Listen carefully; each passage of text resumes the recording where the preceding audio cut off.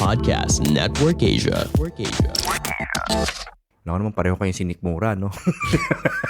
Masama. Panis na pala yung kanin na kinain. Nyo. Kaya Naiiwan nyo sa labas. Hindi pala in the middle gut of summer. feel. Oo, yung pala Food talaga. poisoning. Food poisoning.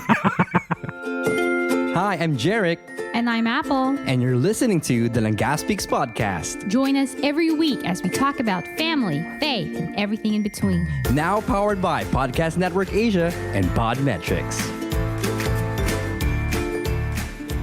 Hello mga langga, welcome to the Langaspix Podcast. This is me, Jeric. And this is Apple. Welcome to another week with us, recording at 12:47 a.m. Dubai time. Hello mga langga, are you awake? So 47 on a Sunday, and then we will be publishing it on a Sunday. This is how We we're roll. very efficient when it comes to our content creation. This is just how we roll, you know. But because, you know, you've already probably been with us for a while, you know that that's how we roll. But thank you for supporting us. Thank you for loving us. Thank you for sticking by us every single week. We thank you, Malanga, for your love and for your support. Yes, speaking of love and support, if you haven't followed us yet on Spotify, please do so and leave us a rating on Apple Podcasts, on Spotify as well. Kahit anong star, we would appreciate it. Or if you want to give more than a star, please do check out langaspeaks.com/reviews where we can hear more of what you really think of our content. Oh, tsaka naman mag-email kayo. You know, we recently had a Simbis of someone who's been listening to us For a couple of years now. for a couple of years now. Shout out to Sue and CJ for entrusting us with your Simbis. You know, it's such an humbling journey for us whenever we have a listener who we do not know personally. As in, wala kaming common circles, ha? Reach out to us and then journey with us and entrust to us their saving your marriage before it starts. If you want to know more about that, mga langga, please do check out langaspeaks.com/Simbis. That's SYMBIS, saving your marriage before Medyo it napaaging starts. CTA natin, no? So, Oo, hindi. It will be repeated naman. Kinatek ko na lang, sayang naman yung opportunity, mga langga. anyway, what's our topic for today? Choices. You know, it's just amazing how in the past week we've gone through, well, not really tayo mismo, but like the people around us have gone through a whole, yung mga major decisions. Yung mga, connected ba to sa last week? Hindi. Listen. Yung they've come to a crossroads in their life where the decisions they made isn't just like, okay, am I gonna have coffee or am I gonna have chai for breakfast? Hindi, it became more major. And we've been witnesses to that. And it's amazing how one decision can really impact the way how your life will unfold, right? Exactly. You know, we make decisions every day. Sabi mo nga, small, minor, major. But these things get shifted as well when we do get married. Examples and when of we go into a very serious relationship. Yeah, examples of major would be yung entering a new job, yung deciding to get married, entering into a new relationship, or even breaking off relationships that were toxic to you that you've been so used to for a while. Those are really major. Yes. Right? And when you're married, hindi matitigil yung mga major decisions na yan. You know, decisions may be different when you were still single.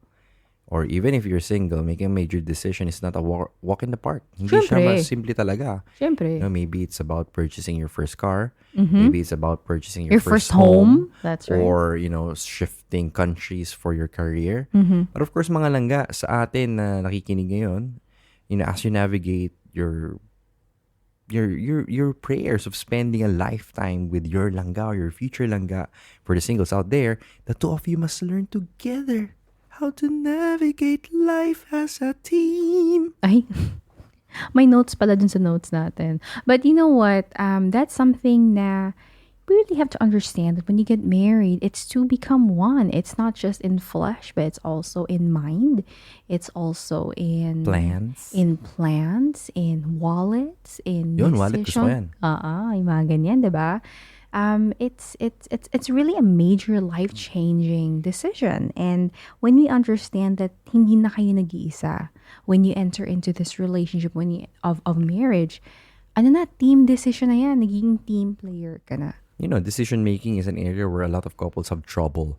especially, as they navigate through the nitty-gritty details of a relationship, a lifelong commitment. Because you can't really take that away from a relationship. I mean, you two are very unique individuals and there are a lot of things that you will probably not see eye to eye. Exactly. So, recently kasi, nasabi mo sa akin na nagpapasalamat ka na ako yung napangasawa kasi most of our stands in different major decisions of aspects of life are very similar, if not the same. Similar, we both agree with, Yes. even though, let's say, it's more of an advantage to Either one. It's we basically agree to the most of them. So yun mga langga. So again, here are some tips that we want to share to you to help you and your langga work together to make strong decisions peacefully. Para hindi kayo mag-aaway, no? So para hindi lang laging war lalo ang peg nyo. Yun talagang gera. lalo? War lalo. Bago yan, ah. Di ba? War lalo with 7 children. Again, we're taking notes from our Simbis. war lalo. Again, pasok, CTA Simbis. Sorry, Excuse me? Waterloo pala yun. Sorry, ABBA. Excuse me, Basta ABBA talaga. CTA Simbis, ma'am. Oh, yes. Please do check out langaspeaks.com/Simbis. That's saving your marriage before it starts. If you want to be able to learn more about this program that we are certified facilitators in. About certain things about deciding, like learning how to decide on major things. Yes. This assessment can help you. Yes. So this episode, in order for you to have a deeper insight or maybe something that you may not have considered, we're going to be discussing 8 points with you today. And hopefully, you'll be able to take some points away na you can reflect on, you can discuss with your langga and consider how you'll be able to integrate this into your relationship. Okay, so here we go. Number 1, when making a major, life-changing, earth-shattering decision. Earth-shattering. Number 1 is to be open to your langga's perspective. No. You are now part of a team. You are no longer alone. And part of that means to be open that sometimes, well, not actually, that your partner is an equal representative of this relationship as well. And for you to be open to knowing what your perspective, how your perspective and your langga's perspective is to be. Because it's important to avoid shutting each other out or dominating over them or stonewalling them. Right? Oo, kailangan yung pag-usapan. Ano ba yung mga options on the table before we do these decisions? Besides the results that you prefer. Kasi minsan may bias ka sa gusto mong kalabasan ng decision nyo. Ano ba ang gusto nyong outcome? Anong gustong outcome ng langga mo? On both sides of the issue, make sure that you're not unilaterally saying na, hindi, ayoko niyan kasi hindi yan na nakasanayan kong pamaraan. Yes. I don't like that way. I don't like Highlight that route. Highlight mga langga, disclaimer. These are for major life earth-shattering decisions. Okay, maybe you might be applying this when you're deciding on what toilet paper brand to use, right? Ito yung mga major life decisions. Whether 2-ply or 3-ply. Relatively yan. Whether 2-ply or 3-ply. Malay mo yun talaga. Major yun, di ba?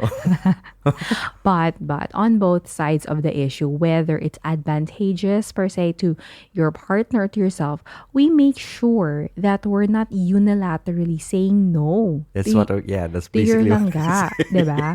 Ayaw nga pala. Inulit ko lang. In English ko lang. Sorry Hindi mo in English, yun din sinabi ko. Yun yung talaga sinabi mo. Because, sorry, ito pala yung gusto kong sabihin. Because when you do that, when you completely shut your langga out. Yeah. Sinashut down na kita. Umaatake na po kasi yung rosé Kasi naman, huwag kang iinom bago tayo mag-record. Hindi naman bago naman tayo mag-record. Kanina pa naman ako just umiinom. to share, we are recording very late because we came to a friend's house and the only way we would tranquilize our daughter is for her to drink rosé so that the breast milk will be converted into something very, very, very tranquilizing. Excuse me. Grabe naman. Baka kalahin go. Anyways, but doing so, in shutting your partner out, it doesn't bear good fruit in your relationship. Why? Because in doing that, you will weaken their confidence in confiding in you because they will feel that you do not trust them. I mean, if you remember our previous episodes when we talk about, developing your relationship with your langga, it's really important to be able to listen well, to learn how to listen well to your partner because like what you mentioned earlier, this team, this relationship is made out of the both of you, not just Exactly. you. By listening well as well, you can see the options and you can weigh it and you can discern together para makita nyo clearly what are the options nga on the table. Exactly. Let's not assume that because they are your partner in life forever, that you guys are the same person. They have their opinions, they have their values, they have their reasons, and it's worthwhile exploring that to see how you would come to a decision that would bring about the good for the both of you. So that's number one. Speaking of decisions, speaking of opening up, number 2 yun. Be honest about your feelings. Yun yung medyo mahirap when it comes to personalities. For example, like mine. Because yung Yung personality mo, hindi ka outspoken. yes, that's something that we've struggled with. Sometimes we still continue to struggle because of may pagkaano kasi ako yung personality ko na kung habang kaya ko, I will May just pagkamartir. very, very slight lang naman. But habang, like, if I can handle it, if I believe that I can handle it, I don't want to bother my husband. Even though I Theme know... song niya kasi yung, Who run the world, girls? Who run the world? Mga langga, don't be afraid to communicate honestly with your langga kasi as you go through this decision-making process together, kasi if you don't speak about what you feel, or you're not getting actively involved in the decision-making, it may lead you to resent your spouse. True. Diba? For making all the decisions. Sasabi ka na, hindi siya naman lagi nagde-decide. Paano hindi siya magde-decide? Di ka na magsasalita. Yun nga, yung pag-add to cart ng partner mo, wala kang sinabi, tapos pag nabili, naisip mo, bakit kasi niya binili? Hindi naman. So for example, si Hindi naman Apple, bumili benefit, ako ng isang bagay. Tapos pag nakita niya, ba't mo binili? Sabi ko, hindi ka naman sumagot.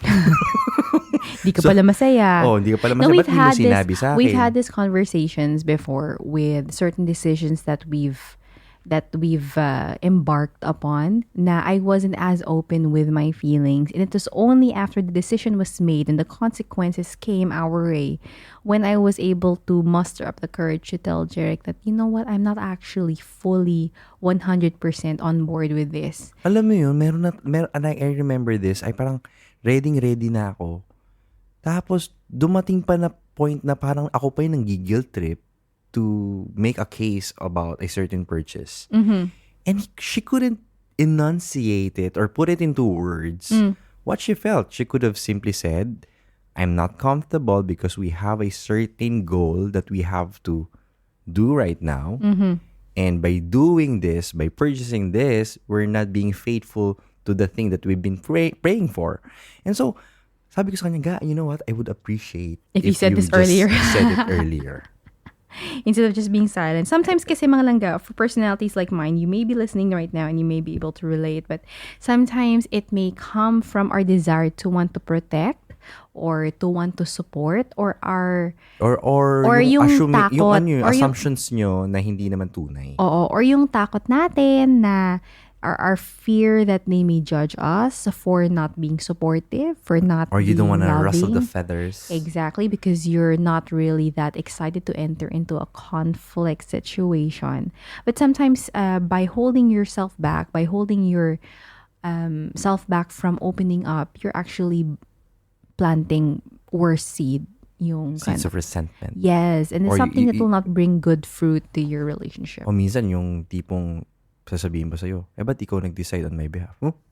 Tinatanong kita, tagal ko nang tinatanong sa'yo, hindi ka nga nagsasalita, di ba? Di ba sinabi ko gusto ko ng nilaga, ayoko ng sinigang.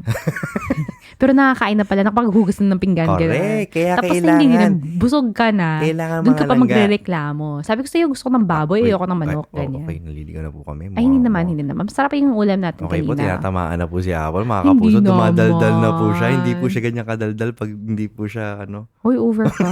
Grabe ka. Number 3. Number 3, examine the pros and cons.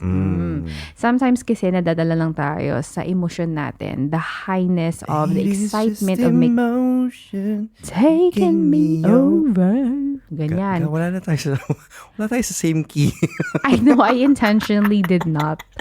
But you know what a beautiful thing to be able to practice yung discerning together, to be able to analyze both the pros, the good, the bad points of the decisions that you're facing together. It's actually a practice in teamwork, right? Of becoming more united in your decision making. Again, discern. Paulit-ulit namin sinasabi yan. You have to, ask yourselves, ask each other. Do the pros outweigh the cons or vice versa?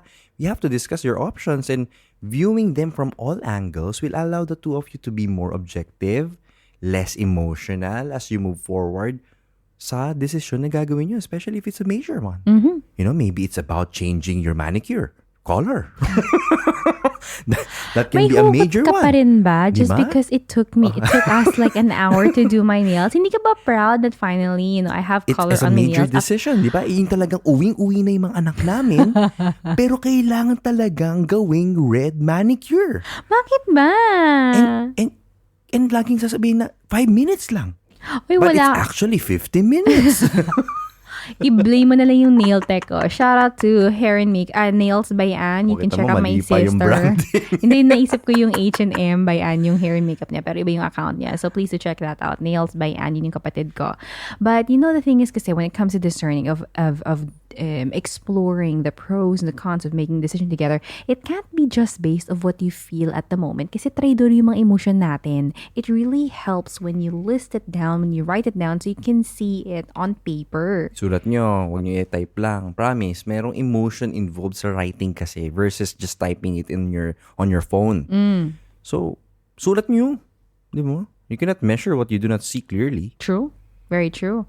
And sometimes it helps na, yun nga yung sinabi ni Jeric, that there is a power in writing physically na you're able to To see how bad your penmanship is. oh my gosh, you know what nalala ko? I just had a random memory tuloy. Sorry, random sharing lang. Nalala ko Okay. talaga, my handwriting isn't like the best of handwriting. I mean, yours is really better than mine. Nalala ko talaga sa high school because my handwriting was so bad. Sinasabi talaga ni mommy sa akin, alam mo, yung ginagamit mo pang sulat, kamay mo, paa mo. Kasi Grabe. Siguro ka. na-stress talaga Pharmacist. ako. Oh, yeah, I could Doctor have ka been. ba? I could have been a doctor, right? Wow. Anyways, going back. So sometimes looking at the words that you write down, it allows you to emotionally detach yourself from the emotions you're feeling and making decision, and allows you to become a little bit more logical. There's nothing wrong with being logical when it comes to making these major decisions in your life together as a couple. Exactly. Having a list can also help you and your langga to give each point, the attention it deserves, to each point na involved dun sa decision making nyo. Isa-isahin nyo until it becomes clearly, and then as you go through it, makikita nyo na may linaw na, okay, hindi naman pala as hard as it is. For example, we are computing for, owning certain properties. Wow, yaman properties! Oo, mga 10 to 15, ganyan. Pag nakita mo yung scale of the dream, parang ang bigat-bigat. Yes. 'Di ba? When you think of it, you want to own this and that, you want to start this business and that. If you just put it on your head, parang sobrang overwhelming. But then when you start Unreachable. listing it out, Oo. I'm like, pwede naman pala eh. Pwede naman palang paraan na may paraan naman pala. We can Yes. work on this together. Yes. If you think of it in a way, God is helping you in seeing it in a more digestible way na, with His help, that you'll be able to reach these prayers, these dreams that He Himself planted in your heart, right? So that's number 3. Examine the pros and cons, and practical tip, write them down. Number 4, consider the long-term effects. I'm sure that yung mga langga, if you're listening right now, you're probably in a relationship that you're hoping and dreaming will be forever. I don't think you're in a relationship right now that you're just like, it's just, Let's just wing it. Let's just wing December's it. just around the corner. Grabe. I need the, props. Props! Ano yun from your Christmas card? Hindi, yung rent a boyfriend or rent a girlfriend. OM. But anyways, when it comes to major life-changing, earth-shattering, major decisions in your life, kailangan maintindihan nila yung gravity, di ba? It helps May to gravity, yung gravity, man. Are you sure it was you or me who was drinking the rosé kanina? But anyways, it helps for us to consider whether the decision we're making now is going to matter tomorrow. How will the decision that you're considering right now, how will it affect yung life nyo for the years to come, yung pamilya nyo, yung children nyo, if ever you have or desire to have one day, yung paglipat nyo ng career, pag-migrate nyo sa ibang bansa, pagbukas nyo ng bagong business, pagkasal nyo sa isa't isa, how will these affect the rest of your life together as a couple? you have to carefully evaluate the potential results of your decisions kasi it will help you keep things in perspective. Pag hindi nyo nakita yung long-term effects, pag masyadong short-term na yung vision nyo, maaaring you will miss a lot of opportunities, you will miss a lot of angles, and then you will regret it later on kasi hindi mo nabigyan ng long-term view. This is what, Yeah. so this is what Jerick and I learned from, I think it was a podcast or something that you had read that we had shared in one of our earlier podcasts on when it comes to praying for goals for our family together, having dreams for our family, it really helps for us to be able to consider yung team, yung ginagawa yung team, yung family nyo, and to see how that major decision will affect your team in the future. Kasi when you put that into perspective, it will help you to be able to visualize the consequences, the long-term consequences of the decision that you're about to make. No, kasi meron mga choices na parang super, super tempting at the moment. Short-term wise. But when you project it, long-term, doon mo makikita. And by doing so, it will be much easier for you to walk away from choices na alam mo magiging harmful to your family's well-being. Kasi pwede yun na akala mo short-term, it all makes sense. But when you look at long-term, are you gonna do it for the long haul? For the both of you, how will it affect your family? On the other hand, it also make your decisions, that will simply have no long-term effects and you'll be able to decide on it more effectively. Kunyari, wala namang long-term effect. Mas madali ka makapag-decide. Exactly. You don't have to spend too much time discerning about things that will not really affect you in the long term. So that's number 4. We'll be right back. Hey, you. Sorry to interrupt your podcast listening pleasure. Wonderful choice of podcast, by the way. My name is Samo, and I have a podcast too. It's called The Narrow Door. It's an ecumenical podcast, which means we talk about everything Christian. I mean, I got a panel on everything, so go give it a listen after this one, okay? All right, thanks. See you there. And now back to the show. Number 5, find ways to compromise. Compromise. Oftentimes, when we hear the word compromise, we think of it as a negative thing, something that you don't want to do because it's giving up on your pride, it's giving up on you as parang pinabibigyan mo na lang. Forcefully ka lang Oo, pag pinagbibigyan mo na lang yung partner mo. Pero we learned this from Stephen Covey na we should try and strive to create win-win situations where both parties are able to share the joy of winning. Kasi what happens is if both of you are able to share the joy of winning when it comes to a decision, both of you are able to move forward together rather than planting the seeds of resentment na, mo naman yan, palagi na lang siya yung tama, ako na naman yung mali, ako na naman yung nawalan. Pero syempre, may mga moments din talaga na walang win-win situation, wala ring win-win opportunity. Then it is in giving that we receive. For it is in giving that we receive. It is in... Ay, mali. Sorry. Magkaiba tayo ng version. Okay, anyway. It is in dying that we... ibang episode pala ngayon. Sorry. Iba yung version ng kinakanta mo St. Francis. Akin yung yung bukas pala dyan. Well, they are the same prayer, kaya okay lang. Anyway, maybe one of you needs to compromise, lalo na kung yung decision naman ay it's not gonna cause harm to the both of you. Let go mo na lang. Let it go. Yan. Let it go. Ay. The harmony in your relationship, kailangan ma-maintain din kasi, di ba lang ka? I mean, hindi naman pwedeng gusto mo talaga mag-create ng win-win kasi hindi na kayo makamove forward. So, kung hindi naman makakasakit to the both of you, minsan patalo ka din, okay lang naman yun. Which brings us back to the idea of harmony. You see, harmony in music, Mang Langga, it doesn't mean that everybody is singing the same Sige, note. mag-harmonize nga tayo. 1, 2, 3, go. Natatakot ako doon 1, 2, 3. Nakita niyo, Mang Langga, hindi kami harmonized. No, but it's the thing about music, Mang Langga, right? I mean, you have different voices. I mean, they don't always sing the same note. They seem sometimes at opposite ends of the musical spectrum. And yet, when you play them together, they create beautiful music because they are at balance. So, ako mag-ano ko yung ooh. I-harmonize mo yun, ha? 1, 2, 3, go. Ooh. Sometimes it means you don't have to say a word, Grabe but your naman support ka. is there. Ulitin mo. Baka naman Harmonize. 1, 2, 3, go. Ooh. Again, it could be na mali yung Again, like I said, Guys, diba, hindi siya nagko-compromise. Once again, I will give you the Hindi. opportunity to do Ito so. yung practical na minsan it takes some effort from your partner to be able to reach a point na magka-harmonize kayong dalawa. That's why it takes practice. There is the intention and there is a desire to want to be there, but it's okay. Okay, if it so will take the desire is time. there. So we're gonna start it again. 1, 2, 3, go. Ooh. Nakakaloka. Anyway, yung Anyways, highways, byways. Importante again, you're willing to bend for one another. That's Ask right. yourselves, pag nag-compromise ba ako sa decision na to? I mean, sa gusto kong mangyari, is it going to really cause harm sa amin or sa akin?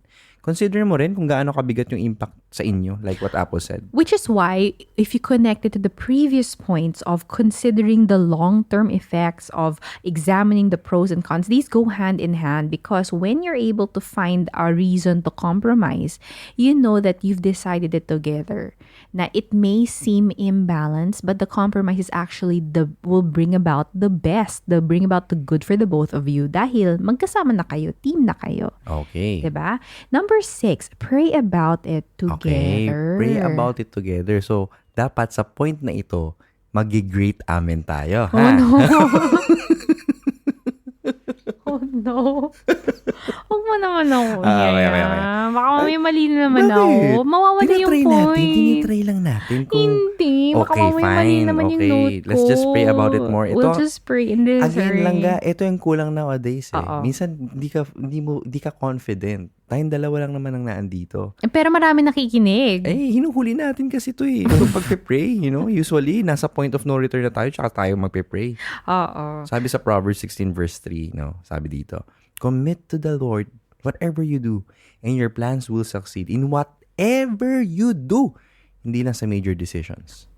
O dapat, so ibig sabihin the other night, hindi tayo nag-away kung nagdasal muna tayo bago ng pamanicure. Amen. Amen.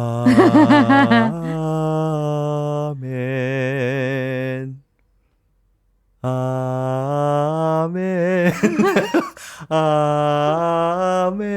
Guys, I'm just laughing kasi hindi ko alam kung paano ako papasok. Amen.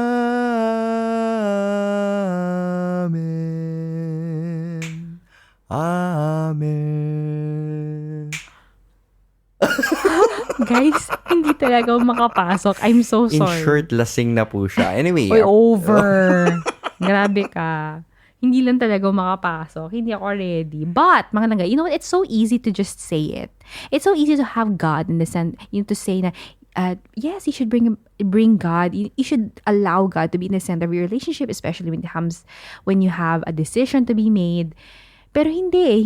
Mahirap kasi na to explain it to someone who hasn't really experienced it, but that's something that we have, and we can say that we are witnesses. When you come to God together in prayer, there is a different kind of clarity, there's a different kind of peace, and a different kind of purpose that you experience. Kasi yun yung grasya na nanggagaling sa Panginoon talaga when you come together as a couple to work on building your life together at every stage of your relationship. Exactly. So, pwede mong, you can insert prayer more into your decision making by turning to the wisdom of the scriptures, for example, or spending time in prayer, in the Holy Eucharist, both alone and together. This will help you stay grounded and united in your vow. That is why it's so important for us. We're advocates of asking everyone if it is all possible to be married in church, because you need the vow not only to be between the two of you or a legal entity. You need it to be in front of God because you need His graces to flow in your relationship. True. Diba? Kapag nangako ka sa harap ng Panginoon, then you equip yourself. You allow yourself to be in the mode of prayer. Yes. In all of your journey together. Yun yung kagandahan of making a vow in the presence of both God and of man. Kasi alam mo na yung nare-recognize mo na yung vow na binibigay mo sa asawa mo, it's just an overflow of the graces you're receiving. Because if you give your vow just from yourself, you yourself are imperfect. There is a limited supply of the of the promise, of the commitment that you need to give. But if you allow yourself to become a vessel instead of being a source of that grace that is needed, then that is what will give you that extra push to be able to overcome life's hurdles together as a couple. Also, when you get married in church, it just goes to show that He is your priority in all of your life's decisions, especially in a major decision of being together as a husband and wife. True. Placing Him as the prominent figure in your journey together. That's right. You know, when you do this, you also arm yourselves against unhealthy attitudes that may come, lalo na pag stressful yung mga decision making. Knowing that God's peace is with you amidst the chaos is very, very helpful. So number 7. Number 7 is dig deep. Dig deep. Kasi- Hukayin mo yan. Hukayin mo.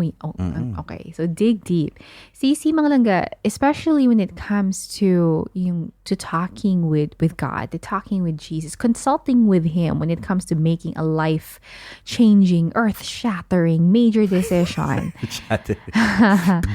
One of the fruits of prayer is that you become more vulnerable, you become more open, and the grace of the Lord allows you that in prayer, you're able to know yourself more kasi you see Him and He sees you. And what happens is you're able to gain access to acknowledge what you really feel. Nawawala na yung mga filter na nilalagay mo sa sarili mo. Right? And if the idea of making a certain choice creates anxiety or apprehension, it really helps to be able to pay attention and to examine, to explore, ask questions to see how you will be able to get to the reason behind all of this anxiety. Exactly. Pag-usapan nyo on why you do not feel at peace with a certain decision. Manaramdaman mo yan eh. Ba't kaya hindi ako payapa? Ba't kaya nababahala ako in making this decision? Even if logic says otherwise, minsan kasi yung gut feel natin, di ba? Yung innermost I feel, gut yes. feel natin. I feel. Meron akong kutob. That's diba? right. May kutob ako. It is a prompting. I mean, we want to believe that it is a prompting of the Holy Spirit to us to take a second look at things, especially if it's a major decision that will affect a lot. Even if you don't level your decision making or your discernment or your gut feel with your langga, kasi pwede naman pareho kayong sinikmura, no? Masama, panis na pala yung kanin na kinain nyo. Kaya iiwan nyo sa labas, hindi pala in the middle of gut summer. Feel. Oo, yung pala Food talaga. Food poisoning. Kawawa naman. Yung sakit na na-experience ko yun. Even if you don't have the same level, take it seriously. Sometimes, if it's something about an upcoming decision, don't ignore your intuition. Especially, or even your langga is intuition. Kung may kutob yung langga nyo, explore it further. Ba't kaya? Bakit ako okay lang, pero siya hindi? Ano kaya to? Dito bumabalik tayo sa first point, which is to be open to our langga's perspective. To acknowledge that he or she may also have something valuable to say and that their opinions also do weigh as equal as yours in this decision. Again, mga langga, in God's will is our peace. Amen. And from there we reach the last point, which is to seek genuine agreement. If possible, and if only possible, and of course we strive for this, that when it comes to making a major, life-changing, earth-shattering decision in your relationship, for you both to come to a real agreement that both of you feel comfortable with. Dito pumapasok yung we die to our ego in our desire to be able, in our desire to want to manipulate our partner into just agreeing what we want. Sorry. Yung patawarin mo ako sa mga nagawang kasalanan. Bakit? Guilty ka? Parang kasing, ang galing ko mag-present. Tapos, bato sa langit. ang galing ko mag-present ng purchasing choices ko. Tapos, ayun, you know what that is? Rock in the heavens. Yun. So, in situations like this, it really helps when rock in the heavens. It really helps, malangga, when we avoid yung mga below the belt moves like using ultimatums. Ultimatums is like, kung hindi mo gagawin to, ibig sabihin, hindi mo na ako mahal. Sige, hindi na ako bibili niya forever. Oh, hindi ko na gagawin yun. Hindi na ako maghihingi ng favor sa'yo. Hindi ko natitignan yan for life. Stuff like that. Or manipulating. Natatawa ako kasi You know parang where the ako to. weakness. I'm so sorry, Langga. Rock, rock in the heaven.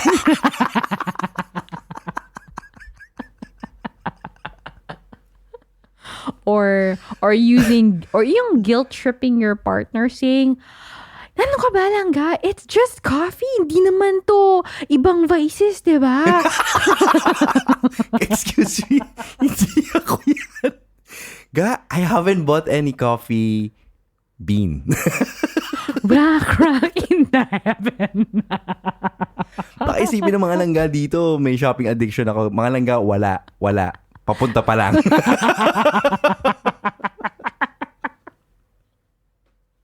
Ay, nako.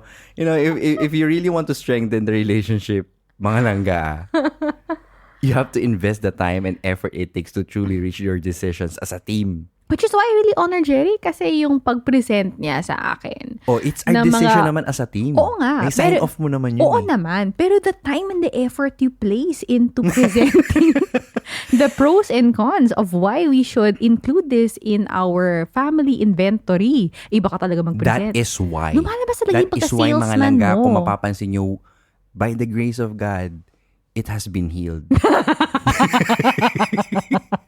Ask me how. Paano? Pinapasa ko na sa mga friends ko and circles ko yung aking desire to budol. So, shout out kay Burns Kasi. Shout out. Nakabili siya ng kotse. Di Shout ba? out Binudol kay- ko siya ng kotse. Shout out kay Juan Mili Dingle. Paparating na ang grinder mo. So, sa mga gustong makausap ako, please be aware. Disclaimer lang. This may lead you to further purchases. I am in a mission. To share your burden. No. I am in a mission to not go into remission for purchasing. Anyway, Shall we go back to Rock Rock? again, most of all, we have to strive to keep ourselves from becoming divided over matters that are challenging to agree upon. I think, with regards to us, I have to be honest, hindi naman tayo eh. Kumbaga, we're in synergy naman. Synergy. What I'm thankful about it naman, I mean, May tenacity. bakit kasi ako, why am I always? Bakit ang rupok mo kasi? Naalala mo yung Kasi ilaw? mahal na mahal kita eh. Muntik na yun eh. Kasi mahal na mahal pero kita inalam eh. ko lang kung concerned ka. Pero sabi ko, hindi ko bibili yan. Pero nagulat ako, nag-agree ka. Kasi mahal na mahal kita eh. Wow. I love you too, Langga. Thank you so much. Okay. Anyways. Dahil mahal, mahal na mahal kita. Di ako matatakot Sigurado ka? na bumili. Talaga? Ano man ang presyo nila. Oh my God, no. Hindi kayo ng boucher. Okay. Lord have mercy. Okay, so it's, but again, mga disclaimer lang ga, we're talking about really major life-changing decisions. This is something that although I must confess that even though I have been quite open about jokes like this, but when it comes to major life-changing decisions in our life together as a couple, this is something na I really honor Jeric for. Na yun nga, yung do not minor in major things. But when it comes to major things, I really know we haven't been led astray. And it's really hard talaga to be able to achieve a state of agreement in the many things and to also have peace. But if there is something that I can really witness to is how the Lord really worked through Jeric sa family namin and in all of our major life decisions together as a family, as a couple, I can say for one that I am at peace and I know that God had led him to those decisions. The process of making strong decisions together will keep you connected and benefit for years to come. For example, our decision to always put God first in tithing, no matter how difficult, no matter how challenging times may be, this is the certain thing that held us together financially, to be honest. Amen. Putting God in everything. It's not the amount.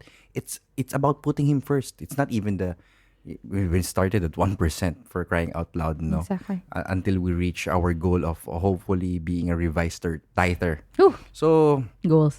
mga langga, no, it's like planting a seed for harvest later when you seek genuine agreement. That's right. You know, it's you have to remember what James chapter 3 verse 18 said. And a harvest of righteousness is sown in peace by those who make peace. So be patient and journey with the Lord together to really strive for having peace despite the difficulties in making a major decision. Amen. Jeric and I really believe and are very, very big advocates that if you honor God, if you honor God in everything you do, whether the minor or whether the major decisions in your life, He will also honor the desires of your heart. And that is something that I believe that in the past 5 years, or rather in the past 8 years of being together, in the things that we're experiencing, not necessarily materially, but in the things that we're experiencing now as a family, as being husband and wife, as being children to our parents, siblings to our siblings, parents to our children, the real fruits of those decisions, because we have strived to honor God in all of those decisions, that's where we have really experienced the fruit, which is peace sa buhay namin.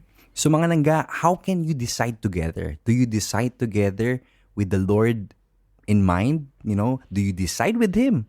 Or hinuhuli mo siya? Brothers and sisters, para ako nagpipreach na ngayon.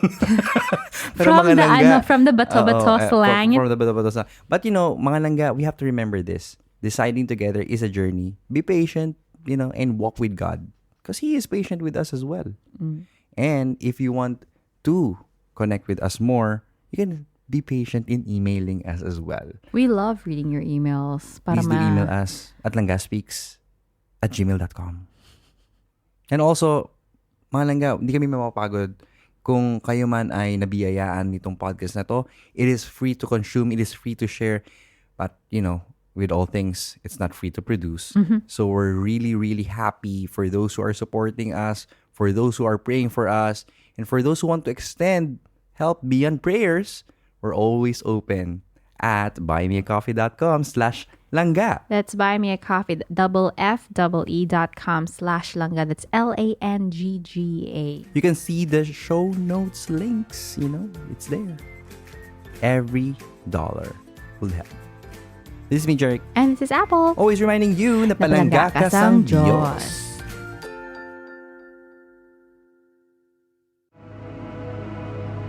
The views and opinions expressed by the podcast creators, hosts, and guests do not necessarily reflect the official policy and position of Podcast Network Asia, the hosts of the program, or other programs of the network. Any content provided by the people on the podcast are of their own opinion and are not intended to malign any religion, ethnic group, club, organization, company, individual, or anyone or anything.